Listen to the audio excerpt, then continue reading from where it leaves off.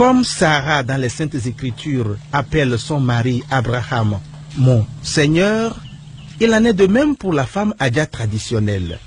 Amour sincère, soumission totale et confiance absolue au mari.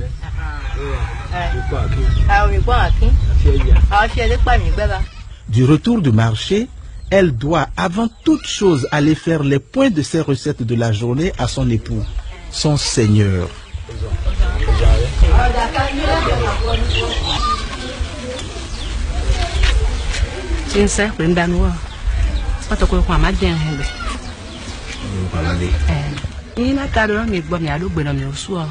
Du retour du marché, nous faisons le point à notre mari, car c'est lui qui nous a amenés ici. Et ses conseils nous permettent de mieux rentabiliser nos activités. On lui remet nos économies et il nous aide à acheter des plantations, des terrains ou à construire des maisons. Une femme mariée ne doit rien cacher à son mari.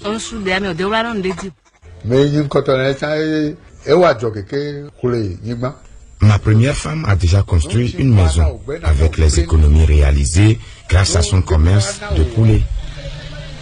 Ses coépouses qu'elle a initiées à la même activité s'activent durement pour faire comme elle.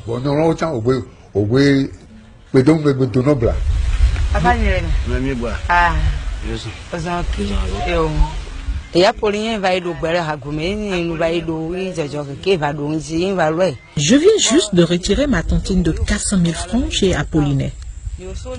Pour le moment, je ne sais pas encore ce que je vais en faire. J'ai donc remis l'intégralité à mon mari. C'est lui qui doit décider après ce qu'on va faire avec cet argent. Quand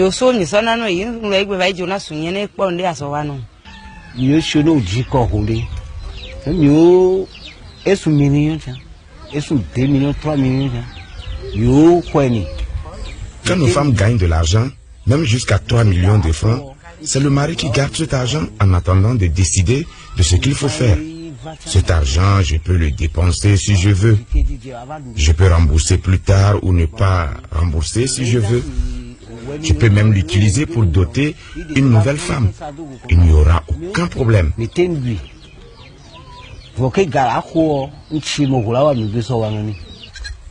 Prendre toute la tontine de son épouse pour payer la dot d'une nouvelle femme et célébrer son mariage, c'est inconcevable car cela tient de l'anachronisme. Le cas échéant, le mari peut-il avoir le beurre, l'argent du beurre et en même temps le sourire de la pauvre bergère? Pourquoi pas? Déjà dans un foyer monogame, vous voyez tout l'argent qui sort de notre sac quand vous nous empruntez de l'argent tout le temps. Vous passez votre temps à emprunter de l'argent à la femme et vous ne remboursez jamais.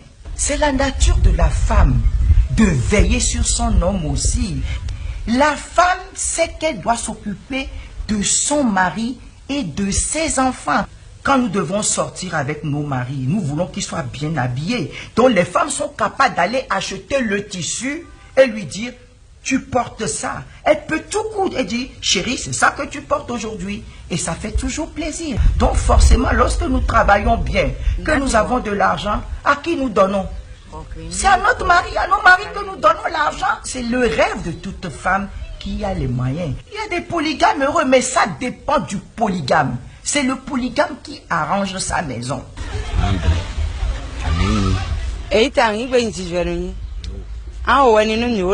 Où est le problème? Si mon mari prend ma tontine pour doter une nouvelle femme, c'est une bonne chose. Je serai fière et heureuse d'avoir aidé mon mari à réaliser un projet qui lui tient à cœur. Ainsi, nous serons plus nombreuses dans la maison. Le travail sera allégé. Nos enfants seront plus nombreux et plus forts demain. Toutes mes autres épouses remettent aussi leurs économies à notre mari.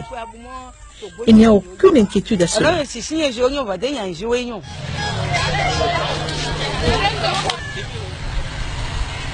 Effectivement, la polygamie chez les Adja du Koufo a cela de positif, car en effet, grâce à leur rivalité positive, empreinte de solidarité, de fraternité et de complicité agissante, les nombreuses coépouses au lieu de dormir, attendant tout du mari, travaillent durement, tant et si bien qu'elles sont financièrement autonomes.